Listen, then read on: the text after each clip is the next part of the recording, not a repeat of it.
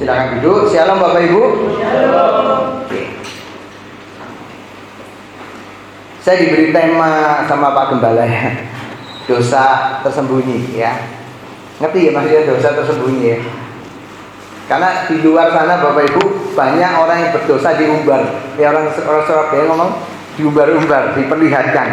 Tapi kalau di gereja itu banyak orang yang nggak mungkin dong ya kan. Datang ke sini terus apa kalau orang maki-maki ya dong.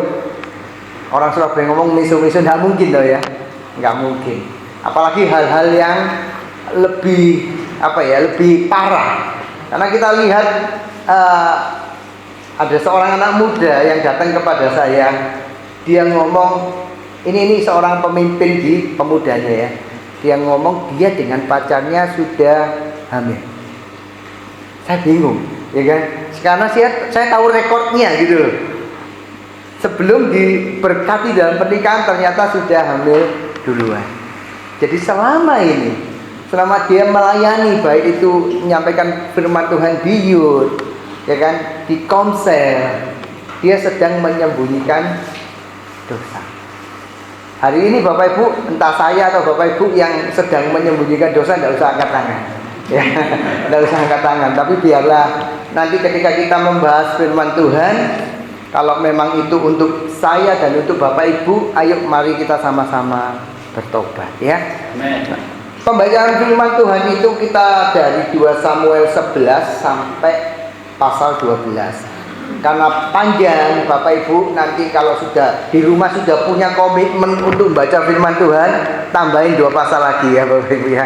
2 Samuel 11 ayat pasal 11 dan pasal 12. Singkat ceritanya seperti ini Bapak Ibu ya, kebiasaan para raja ketika berperang. Daud waktu itu tidak tahu ada pikiran apa, dia mogok enggak mogok ya, tapi dia mengambil waktu nyantai di atas soto istananya. Itu balkon kalau bahasanya hari ini ya.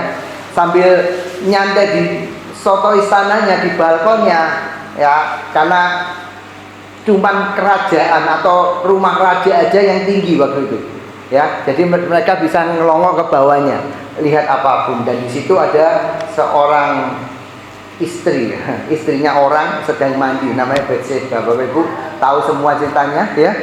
Setelah Daud melihat dan tertarik kepada Bathsheba, dia ingin ya kan, mulai timbul keinginan. Bathsheba diundang dan singkat ceritanya terjadi sebuah perselingkuhan, dosa ya, perzinahan.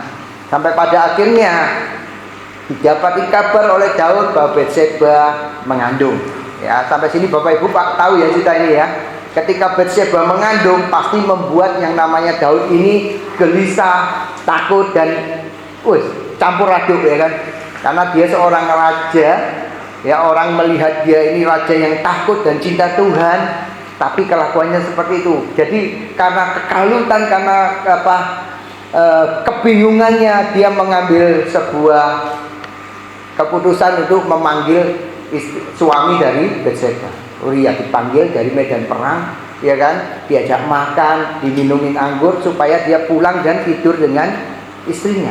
Tetapi yang dilakukan oleh suami dari Bathsheba ini, dia nggak pulang, malah dia orang Surabaya ngomong kelesetan ya dong, tiduran bareng anak buahnya Daud di pelataran kerajaannya. Nah, ini membuat Daud lebih bingung lagi. Waduh, ini gimana ya? Kalau siasatnya ini berjalan, orang akan mengira anak yang dikandungi oleh Bathsheba adalah anak suaminya yang sah. Ya, tapi ini tidak pernah didapati karena Uria itu sedang berperang terus. Dan waktu datang pun dia tidak menghampiri istrinya. Maka orang akan berkesimpulan, ini anaknya siapa? Ya kan?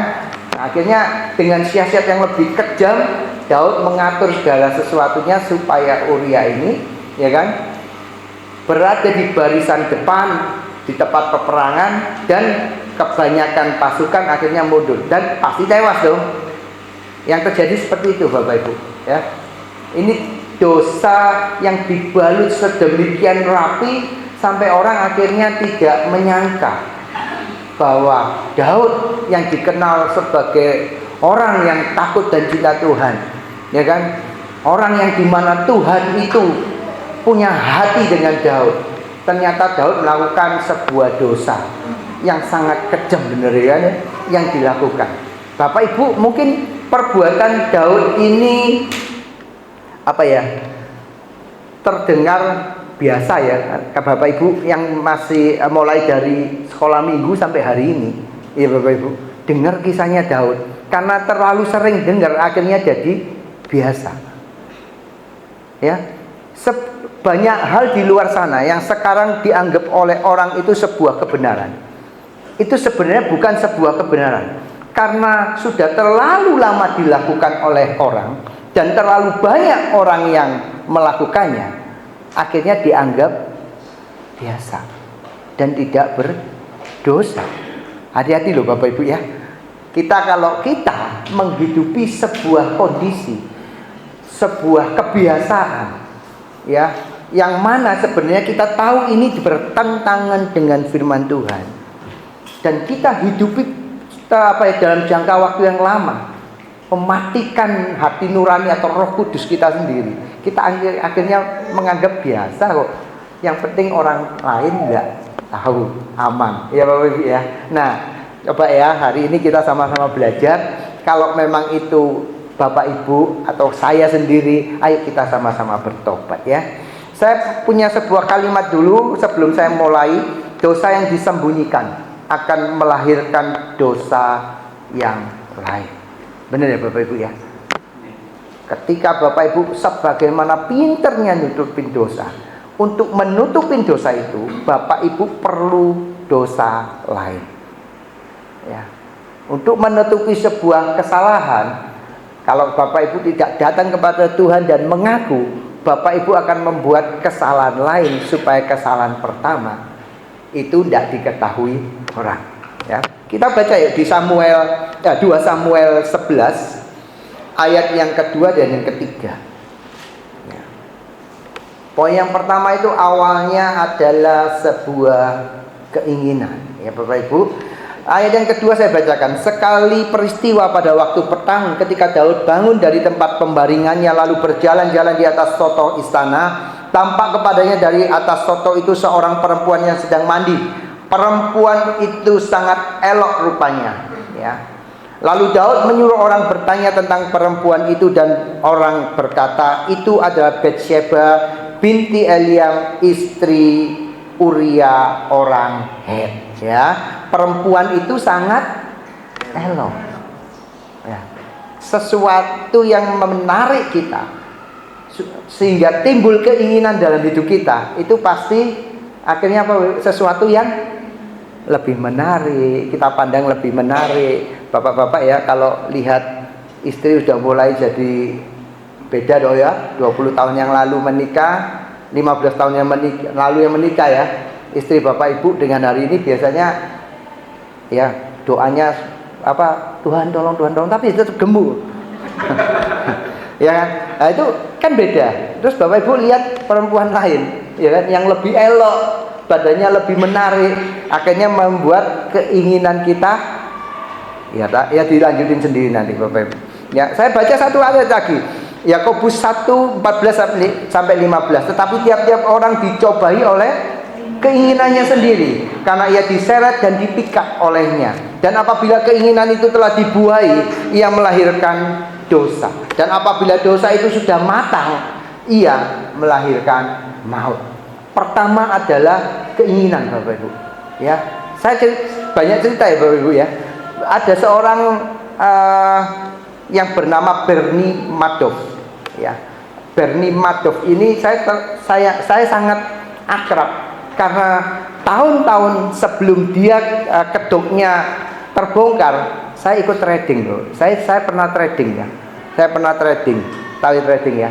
Entah Bapak Ibu falas, mata uang atau emas, saya pernah. Ya, saya pernah. Tapi saya garis bawah ya, yang saya tradingkan bukan uang untuk saya kerja. Sisa uang yang memang saya khususkan untuk trading. Ya Bapak Ibu ya, supaya tahu. Ya. Nah, Bernie Madoff adalah seorang investor sekuritas di Walmart. Mulai dari tahun 60 Sampai tahun 90 dia punya sebuah lembaga sekuritas yang cukup berhasil.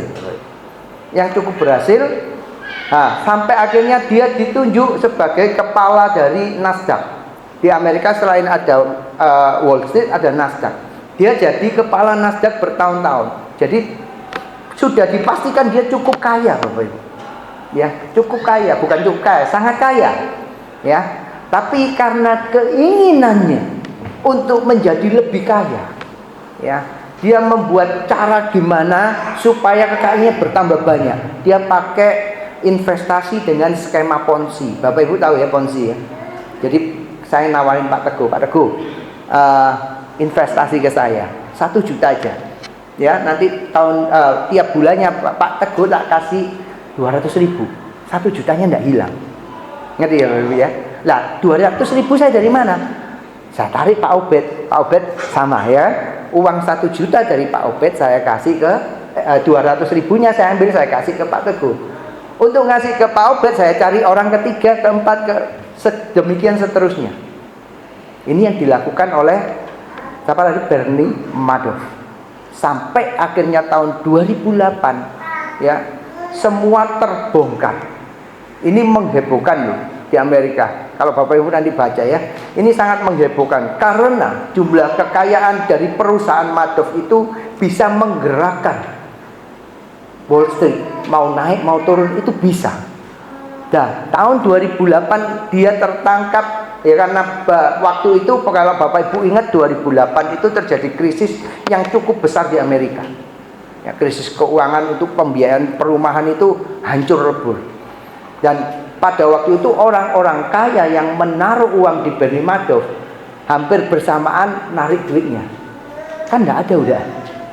Kan buat tambal sulam sama Bernie Madoff dengan skema Ponzi-nya. Maka Bernie Madoff tidak bisa mengembalikan semuanya, terbongkar akhirnya. Uang yang dimasukkan tidak pernah diinvestasikan pada sebuah usaha atau lembaga keuangan yang lain, diambil sendiri karena keinginannya. Dari sudah sangat kaya, kepingin jadi sangat kaya sekali. Ya Bapak Ibu ya. Dari 2008 terbongkar, 2009 dia masuk penjara dengan hukuman 150 tahun Bapak Ibu. Yang tidak mungkin dihadapi oleh seorang yang waktu itu dia berusia kurang lebih sekitar 70 tahun. Ya. Dari mana Bapak Ibu? Dari keinginan. Keinginan timbul karena tidak bersyukur. Daud itu Bapak Ibu sebelum punya dia melirik Batseba, saya jamin istrinya pasti cantik-cantik. Ya, cantik-cantik udah banyak berarti. Ya. Kenapa? Tidak bisa bersyukur. Sebelum Bapak Ibu membunuh keinginan kita ya Bapak Ibu ya, coba belajar kita bersyukur. Dengan bersyukur Bapak Ibu ya, dengan bersyukur tidak akan ada lagi timbul keinginan yang macam-macam. Percaya Bapak Ibu, secantik-cantik pacar Bapak Ibu, teman-teman yang muda hari ini, 20 tahun kemudian Bapak Ibu nikahin pacar Bapak Ibu, teman-teman ya yang masih muda, berubah ya, berubah. Nah sama cewek-cewek kalau lihat suamimu hari ini, ya kan, 20 tahun lagi juga berubah. Tapi saya belajar juga, saya belajar untuk mensyukuri ya. Istri saya juga dulu lebih kencang daripada hari ini, dari mukanya, dari apa, ya kan. Tapi saya belajar bersyukur. Ketika saya kepingin punya banyak uang, saya bukan kepingin punya banyak uang untuk saya nikmati, saya beli ini, beli itu, ya kan. Saya bisa beli ini, beli itu setelah seluruh kebutuhan saya dan saya tahu apa yang Tuhan titipkan itu saya kerjakan. Ya, Bapak Ibu tahu ya kalau kepingin jadi kaya, iya dong. Kalau benar Tuhan limpahkan kekayaan dalam kehidupan Bapak Ibu, bukan untuk kita habiskan sendiri. Benar ya Bapak Ibu? Pasti Tuhan mau pakai Bapak Ibu cuma jadi saluran. Ya Bapak Ibu ya, bukan jadi gentong. Kalau jadi gentong Bapak Ibu tampung sendiri, meluber-meluber, akhirnya mubazir. Nah, dalam keadaan seperti ini, kalau kita hari ini bisa mensyukuri, Bapak Ibu, belajar bersyukur, untuk menekan pada akhirnya keinginan itu bisa hilang dalam hidup kita. Kalau enggak, Bapak Ibu lihat ya, bagaimana begitu banyak orang kasus korupsi. Saya tidak melihat intrik politiknya ya, di Pertamina yang kemarin ketangkep ya, gajinya sebulan Bapak Ibu ada yang ngomong 1,6, ada yang ngomong 3M. Omonglah 1M, kurang dah Bapak Ibu. Enggak dong, karena keinginan untuk jadi lebih kaya lagi. Saya bingung loh, 1M loh Bapak Ibu ya, bisa biayain apa aja Pak ya, misi di mana-mana, bangun gereja, kita kasih sumbangan di STT bisa gitu. Dan tura-tura ya Pak ya, orang Surabaya ngomong tura-tura. Tapi karena keinginan, orang akhirnya korupsi. Ya, karena keinginan, Bapak Ibu lihat hari ini begitu banyak para pejabat itu korupsi. Bukan karena nganggur-nganggur loh, tak nganggur tak korupsi, bukan. Karena ada sebuah keinginan. Yang mana didasari karena tidak bisa apa tadi baru bersyukur. 1M itu banyak Bapak Ibu, percayalah ya. Ya, ketika keinginan tadi Yakobus ngomong apa, dibuai dia akan jadi apa Bapak Ibu? Dosa. Ya, saya tadi ngomong untuk menutupi dosa itu pasti dengan perbuatan dosa. Demikian juga kalau kita baca kisah Daud tadi di 2 Samuel 11 ayat 4 berkata seperti ini. Sesudah itu Daud menyuruh orang mengambil dia, perempuan itu datang kepadanya, lalu Daud tidur dengan dia.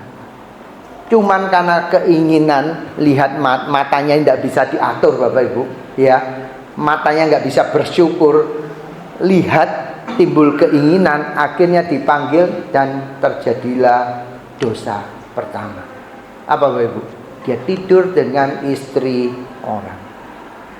Ya, kalau seorang pejabat kepingin jadi lebih kaya, kepingin tok saja ya tidak apa-apa, hero.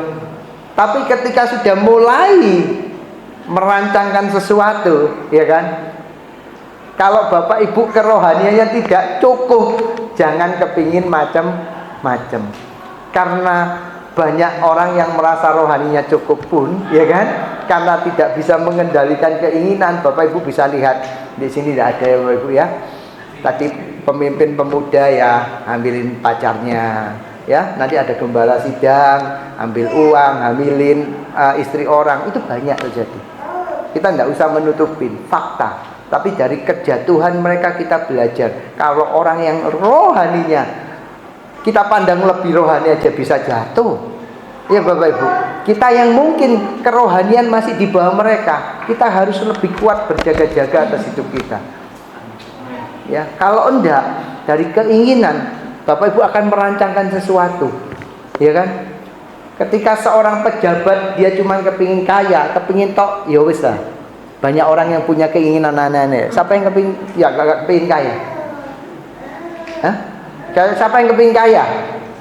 Ya gak apa-apa dong. Iya dong. Gak dosa loh Bapak Ibu. Ya, kepingin kaya dosa lah? Enggak. Tapi ketika kita melanjutkannya dengan perbuatan yang melanggar perintah Tuhan, korupsi, Anda berbuat dosa. Ya, Anda berbuat dosa. Daud ketika memanggil Batseba, ketika dia lihat aja, ya udah beres harusnya, beres nih Bapak Ibu ya. Ketika Daud lihat cantik ya mata kan tidak bisa ditutup, ya kan? Saya di mall lihat orang cantik terus tak gini, kan tidak mungkin saya dilihat orang juga aneh, ya kan? Saya lihat, ya dia lihat aja, tapi jangan dilakukan di mall itu dengan wanita itu. Sama dengan Daud, ya kan? Daud melanjutkannya dengan perbuatan dia panggil dan dia tidurin istri orang. Ingat ya Bapak Ibu ya, keinginan yang Bapak Ibu tidak bisa kendalikan akan berbuah dosa. Kita belajar Bapak Ibu dari jatuhnya seorang Daud. Dosa satu kalau kita tidak mau mengakuinya, bertobat di hadapan Tuhan, Bapak Ibu akan lanjut lagi dengan dosa yang lain. Bernie Madoff dalam kurun waktu tahun 90 sampai dia ke tahun 2008 itu 18 tahun kurang lebih, Bapak Ibu. Pasti ada saat-saat di mana, ya kan, ketika rentang 18 tahun pasti ada investor-investor yang mengambil uangnya. Paham ya Bapak Ibu ya? Saya butuh duit untuk beli rumah, beli mobil, uangnya diambil. Tapi karena dia masih bisa melanjutkan skemanya, dia aman, ya kan? Nah, ketika ada sebuah lembaga, Bapak Ibu tahu, yang menaruh uang di Bernie Madoff itu lembaga keuangan Yahudi, yang mana isinya pasti orang-orang pintar. Di awal tahun 2000, sebuah lembaga Yahudi itu bukan sengaja mau mengambil dengan jumlah yang cukup besar. Saat itu Bernie Madoff cukup gelisah. Kenapa? Karena jumlah uang yang sedemikian banyaknya itu dia tidak ready. Dia tidak ready. Ketika dia tidak ready, dia kontak namanya Lehman Brothers, sebuah lembaga keuangan yang jauh lebih besar lagi. Dia tawarin Lehman Brothers, dan Lehman Brothers, sebuah lembaga keuangan Amerika dunia ya, itu mau naruh uang ke dia loh. Dengan dosa yang kecil, dia nipu jauh lebih besar. Kalau dia mungkin nipunya perorangan, dia tipu lagi dengan lembaga yang besar, sampai akhirnya lembaga yang lebih besar. Demikian juga Bapak Ibu, ketika Daud tahu istri dari Uria ini hamil, apa yang dia lakukan? Ketika dosa pertama dia lakukan, dan ini berbuah sesuatu yang membahayakan buat dia tutupi lagi dengan dosa yang berikutnya. Dia buat intrik yang begitu sangat kejam, sampai berakhir yang namanya pembunuhan. Bukan langsung Daud membunuh si Uria, ya Bapak Ibu ya, tapi justru pembunuhan yang model seperti ini jauh lebih kejam, Bapak Ibu.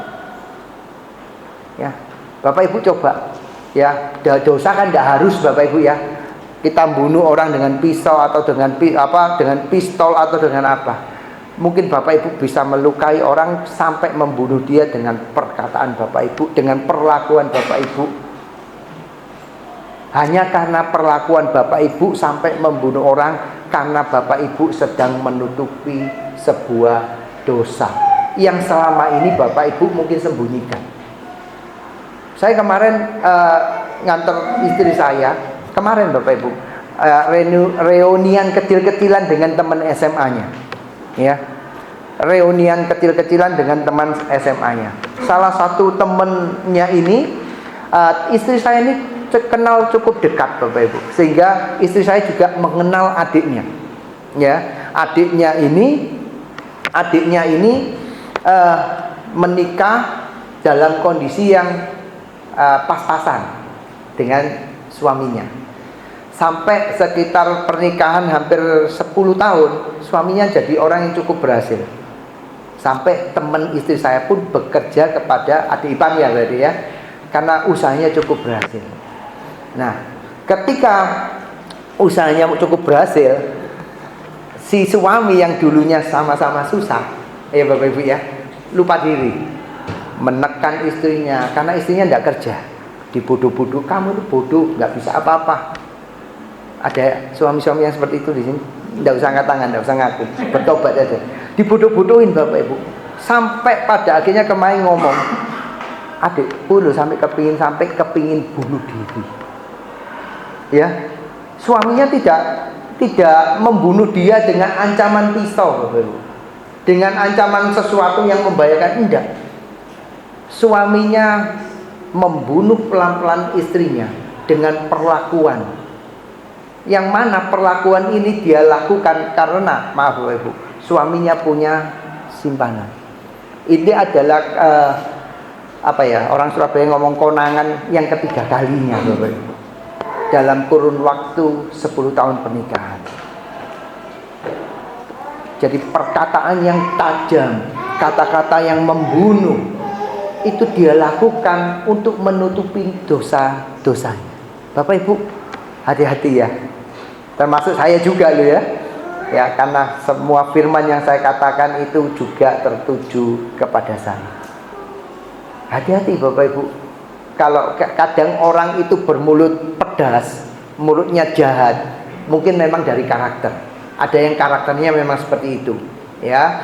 Tapi berapa banyak juga orang yang bertindak seperti itu, atau tindakan-tindakan lain yang nyata kita bisa lihat, hanya untuk menutupin dosa atau kesalahan yang lain.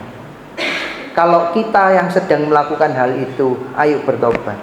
Daud ini adalah orang yang dikatakan orang yang dimana Tuhan itu punya hati pada dia. Kok bisa loh melakukan hal yang sekejam ini? Kenapa? Karena Daud kepingin menutupin dosanya. Daud kepingin dosanya disembunyikan, dibungkus serapi-rapinya, sehingga setiap orang akhirnya tidak sampai tahu. Toh akhirnya apa Bu? Nah, saya lanjut dengan kehidupan Bernie Madoff tadi ya. Ketika 2009 akhirnya Bernie Madoff di penjara, ya, tidak lama setelah itu dia tahun 2021 kalau nggak salah dia mati di penjara. Sebelum dia mati, anaknya sampai bunuh diri karena begitu malunya melihat papanya sendiri. Ya, dosa yang kita sembunyikan sedemikian rupa. Tadi Yakobus ngomong kayak apa Bapak Ibu? Saya bacakan ya. Yang ayat 15, Yakobus 1 ayat 15. Dan apabila keinginan itu telah dibuai, ia melahirkan dosa. Dan apabila dosa itu sudah matang, ia akan melahirkan maut. Ya. Coba Bapak Ibu, saya nggak tahu dosanya Bapak Ibu satu persatu, seperti Bapak Ibu juga nggak tahu dosa saya. Ya. Tapi kalau kok kurang lebih Daud ini hidupnya seperti saya ya. Nah, ayo kita sama-sama bertobat ya Bapak Ibu ya. Kalau enggak, dosa yang ketiga yang dilakukan Daud di 2 Samuel 11 ayat 15. Bapak Ibu baca, tempatkanlah Uria di barisan depan dalam pertempuran yang paling hebat. Kemudian kamu mengundurkan diri daripadanya supaya ia terbunuh mati. Bahkan terakhir dia melakukan sebuah upaya untuk menutupi dosa yang dia sembunyikan dengan sebuah tindakan yang sangat kejam. Ada pembunuhan yang benar-benar dilakukan oleh Daud. Coba Bapak Ibu ya, kalau Bapak Ibu lihat begitu banyak para koruptor, ya Bapak Ibu ya, para koruptor yang ketika terendus oleh KPK, jaksa atau polisi, apa yang dia lakukan? Jarang loh yang ngaku ya. Gak ada yang ngaku. Cari kambing hitam, fitnah sana sini untuk mengamankan posisinya. Sama cerita yang saya tadi ceritakan. Ketika pernikahan dimulai dengan kondisi yang sama-sama pas-pasan, ya, dalam perjalanannya Tuhan bawa, mungkin ya bukan Tuhan bawa, mungkin iblis yang bawa dia jadi kaya, ya kan? Untuk menutupi dosa selama dia menikah menjadi kaya, dia lakukan pembelaan dengan menyakiti istrinya sendiri, yang dikorbankan istrinya sendiri. Bapak Ibu, banyak contoh-contoh yang Bapak Ibu mungkin lihat seperti ini. Ayo ya, kalau kita terjebak dalam kondisi situasi seperti ini, ayo bertobat. Meskipun Daud yang memulai dengan yang sesuatu yang salah, tapi kita lihat ya Bapak Ibu di pasal 11 ataupun pasal 12 dan 11 dan 12 ya, kita di pasal 12-nya ketika Nabi Nathan, ya Bapak Ibu, ketika Nabi Nathan menegur, Daud tidak berkeras hati. Ya. Tapi yang jadi catatan, serapi-rapinya kita menyimpan dosa. Ya Bapak Ibu ya, serapi-rapinya Bapak Ibu menyimpan, membungkus dosa Bapak Ibu, tidak ada yang tidak mungkin terungkap. Semua pasti terungkap. Ya, kepala dunia ngomong apa? Serapi-rapinya kita membungkus bangkai, baunya akan tercium juga. Dosa itu seperti bangkai Bapak Ibu, baunya busuk. Bapak Ibu mau tutupin kayak apapun modelnya, pasti orang lain akan bau dan akhirnya tertangkap, terungkap ya. Saya punya catatan. Betapa pinternya orang-orang yang korupsi di negeri ini, ya Bapak Ibu, pasti tertangkap juga loh kebanyakan. Yang belum, itu memang belum tertangkap. Ya, kalau Bapak Ibu lihat di Indonesia ini yang sudah tertangkap apa Bapak Ibu? Kemarin Pertamina, PT Timah, ya, Antam, tahu Antam ya, perusahaan emas. Kalau dulu Bapak Ibu suka baca berita di Kementerian Agama, korupsi kitab sucinya mereka, korupsi dana mereka ibadah di sana, parah ya Bapak Ibu ya. Korupsi di pendidikan, yang lain bukan berarti tidak ada korupsi, belum waktunya. Ya, saya punya catatan dari Detik dan Antara ya. KPK itu periode tahun 2020 sampai 2024 itu perkara korupsi yang ditangani itu 2.730 perkara.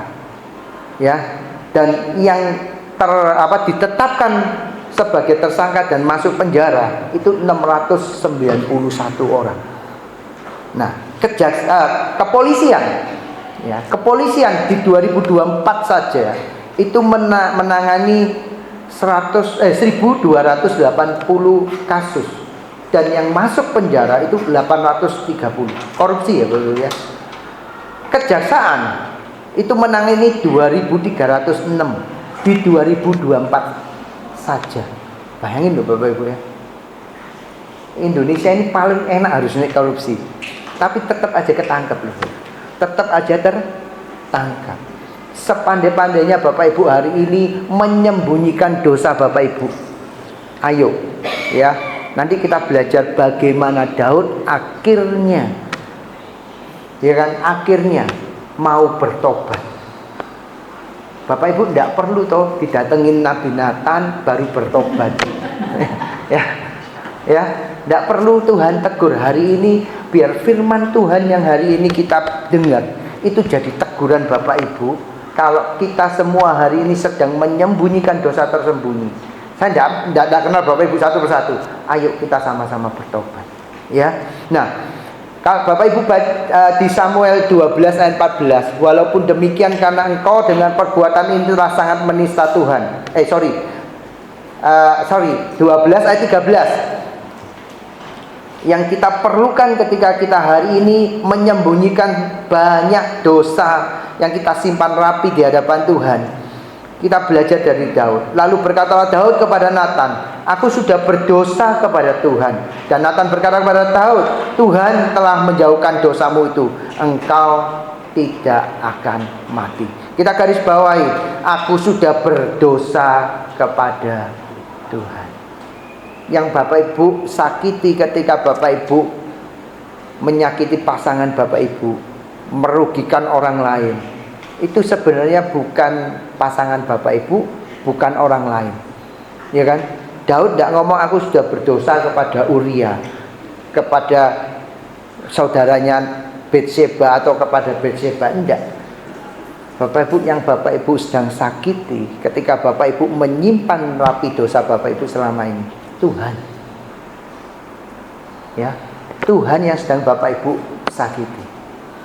Ketika Bapak Ibu sadar hari ini semua ya, kita diselamatkan karena anugerah. Ketika Tuhan, ya kan, berkehendak naik di atas kayu salib untuk menebus dosa kita, dan Bapak Ibu sadar hari ini sadar bahwa Bapak Ibu sudah ditebus dengan darah Tuhan di atas kayu salib, dan Bapak Ibu tetap berbuat dosa, ya, Bapak Ibu berdosanya bukan kepada orang lain, kepada orang yang sudah menebus dosanya Bapak Ibu. Ya, Bapak Ibu sedang menyakiti kembali Tuhan Yesus. Seolah-olah, seakan-akan Bapak Ibu sedang menggiring Tuhan Yesus. Ayo Tuhan Yesus naik lagi di atas kayu salib. Nggak cukup ternyata sekali. Bertobat Bapak Ibu. Ketika Daud mendapat teguran, dia langsung sadar, aku sedang menyakiti hati Tuhan, bukan cuma manusia, Tuhan. Bapak Ibu, yang sedang Bapak Ibu sakiti bukan pasangan Bapak Ibu saja, terlebih Tuhan yang sudah dengan sangat luar biasa menganugerahkan. Kita nggak layak Bapak Ibu, ya, kita nggak layak. Siapa kita, ya kan? Tapi Tuhan terlebih dahulu mati buat kita bahkan saat kita masih sedang berbuat dosa. Tuhan sudah deal dulu dengan kita. Nah, masa sih kita mau lagi berbuat dosa? Ayo bertobat ya Bapak Ibu ya. Dan yang terakhir Bapak Ibu, konsekuensi dosa itu tetap ada. Ya Bapak Ibu ya. Konsekuensi dosa tetap ada. Seringkali yang ditanyain anak saya yang mulai gede, yang SMP ya, yang nomor 2 SMP, itu sering ngomong, kalau kita dosa, ya dong, kita minta ampun, Tuhan Yesus ampuni. Ini kan pertanyaan anak kecil ya. Terus nggak ada akibatnya, ya tetap ada. Ya, Bapak Ibu,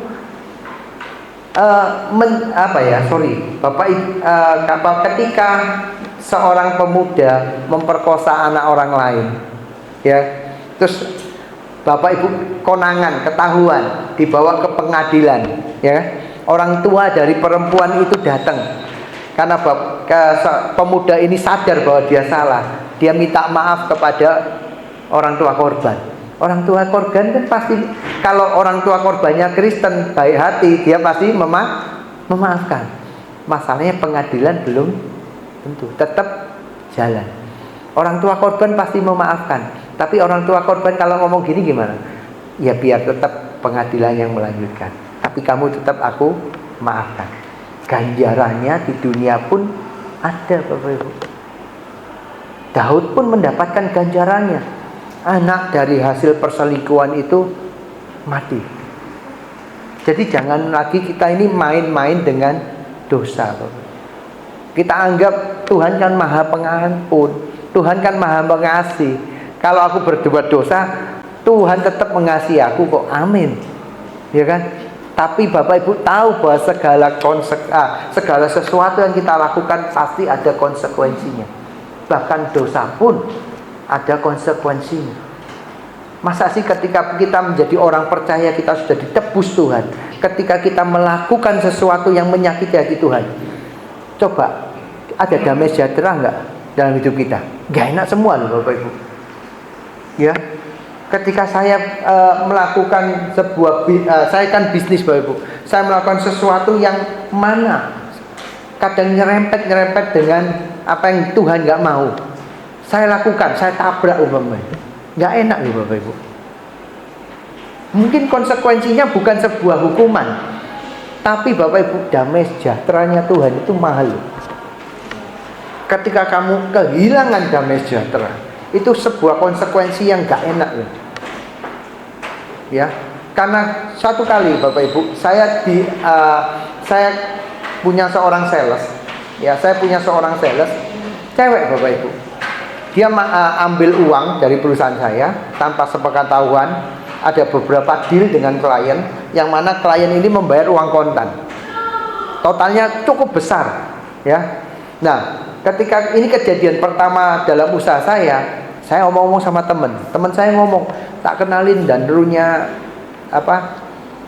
Garnisun. Wah, danrunya datang ke saya dengan pasukannya, ya kan, datang ke kantor saya, putih gede gitu. Mana Pak orangnya? Kan telepon-teleponan dulu, ini orang cewek. Wah Pak, mau tak antemi ya? Enggak Pak, saya enggak nyuruh ngantem nih, ngawur gitu. Karena memang Garnisun sukanya gitu ya, mukulin gitu. Tapi ini cewek. Akhirnya diproses lama Bapak Ibu. Nah, dalam proses itu saya merasa saya nggak damai. Ya, lama loh Bapak Ibu. Ketika saya mengambil cara-cara yang biasa dilakukan oleh dunia, manggil polisi, manggil tentara, ya kan? Ini membuat saya terhukum sendiri dengan hilangnya damai sejahtera. Sampai pada akhirnya saya memutuskan caraku salah, Tuhan tidak berkenan. Akhirnya saya putuskan, saya ngomong ke Garnisunnya, Pak udah Pak, anggap beres dulu. Eman loh Pak, sampai harus ngasih aku uang bensin. Saya berpikir juga loh, saya kehilangan uang, saya harus nambah uang untuk mendapatkan uang yang hilang tadi, dan kemungkinan untuk mendapatkannya udah nggak mungkin, karena saya ngomong udah nggak ada uangnya, ya kan? Saya putuskan daripada hati saya, ya kan? Saya makan nggak enak, ya kan? saya tidur nggak enak, ingat uangnya hilang apa, enggak, saya putuskan. Ketika saya ngambil cara-cara yang dunia biasa lakukan, hilang damai sejahtera saya anggap ini sebagai sebuah konsekuensi. Ketika saya tidak pakai cara Tuhan, tapi saya pakai cara dunia, saya dihukum bukan dengan sebuah hukuman yang saya rasakan secara fisik, tapi lebih lagi ke jiwa saya, damai sejahtera saya hilang. Coba Bapak Ibu, ya, apa yang sedang Bapak Ibu lakukan hari ini? Ingat loh, kadang hukuman tidak harus Bapak Ibu jadi miskin, oh enggak ya toh, jadi sakit. Tuhan kita tidak sekejam itu ya kan, tidak berdoa. Oh aku kok sakit, iyo aku gak berdoa, aku gak perpuluhan. Tuhan tidak sekejam itu Bapak Ibu ya. Kalau Bapak Ibu punya hati memberi, pasti Bapak Ibu perpuluhan. Tapi kalau Bapak Ibu tidak sempat perpuluhan, tidak langsung Tuhan jadikan Anda orang sakit, orang miskin. Tidak Bapak Ibu, Tuhan kita tidak sekejam itu ya. Tapi hukuman yang Tuhan beri, konsekuensi yang Tuhan berikan, kalau Tuhan cabut damai sejahtera, itu jauh lebih tidak enak ya. Intinya Bapak Ibu, segala sesuatu yang Bapak Ibu simpan hari ini belum terungkap, ya kan? Kalau Tuhan berikan hukuman belum sampai tahap kematian, berarti Tuhan kasih kesempatan Bapak Ibu hari ini untuk bertobat. Saya tidak tahu satu persatu apa yang sedang Bapak Ibu lakukan, Bapak Ibu buat hari ini ya. Tapi hari ini biar kita belajar dari kisahnya Daud ya. Saya tutup dengan Amsal 12 ayat yang ke-13.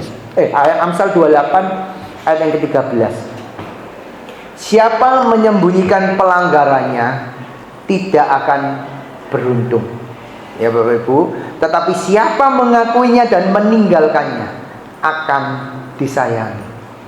Hari ini Bapak Ibu ya, kita nggak kebal dosa, kita pasti bisa jatuh dalam dosa. Tapi hari ini ayo mentas ya, jangan kumkum, jangan berendam dalam dosa, mentas. Amsal ngomong apa Bapak Ibu? Kalau kita tidak mentas dari dalam dosa kita tidak akan beruntung. Bukan ngomong berkat Bapak Ibu ya. Kalau saya tadi ngomong damai sejahtera Bapak Ibu dicabut, makan tidak enak, tidur tidak enak, apa-apa tidak enak Bapak Ibu ya. Dosa tersembunyi apa yang sedang Bapak Ibu lakukan buat hari ini? Tidak selalu harus Bapak Ibu selingkuh untuk berdosa, tidak harus Bapak Ibu korupsi untuk berdosa ya. Ibu-ibu, para wanita yang sudah benci sama mertuanya dan Bapak Ibu tidak bisa ngampuni mertuamu, dosa nggak Bapak Ibu? Bisa. Rugi Bapak Ibu, mertuanya sudah mati, masih ingat, jahat mertuaku itu, nganiaya, lu mertuamu udah mati, lu ada lu ya, Pak pernah nggak ketemu orang seperti itu ya? Mertuanya udah mati, suaminya yang menyakiti dia selama dia hidup sudah mati, bencinya masih dibawa. Kalau Bapak Ibu tidak mentas, itu dosa-dosa tersembunyi ya kan? Tidak harus korupsi, tidak harus Bapak Ibu membunuh orang, tidak harus Bapak Ibu menipu orang, enggak. Bapak Ibu menyimpan kepahitan, menyimpan benci, tidak bisa melepas pengampunan. Tidak ada yang tahu itu Bapak Ibu, itu dosa yang tidak ada yang tahu ya. Bahkan sampai yang Bapak Ibu benci sudah mati, Bapak Ibu tetap benci. Hari ini ayo lepaskan, supaya hidup kita beruntung ya, supaya hidup kita beruntung dan kita disayang Tuhan. Amin Bapak Ibu. Saya hari ini Bapak Ibu, ayo ingat lagi Injil Kristus ya. Roma 5 ayat 8 berkata seperti ini, akan tetapi Allah menunjukkan kasih setianya kepada kita oleh karena Kristus telah mati untuk kita ketika kita masih berdosa. Bapak Ibu, kasihnya Tuhan terbuka buat Bapak Ibu hari ini. Meskipun Bapak Ibu hari ini sedang berbuat sesuatu, Bapak Ibu sedang membungkus rapi dosa Bapak Ibu, Tuhan sudah mengampuni Bapak Ibu. Tuhan tangannya masih terbuka dan akan terus terbuka, nunggu Bapak Ibu datang mengaku dosa, supaya Bapak Ibu hidupnya beruntung dan Bapak Ibu disayang Tuhan. Amin Bapak Ibu.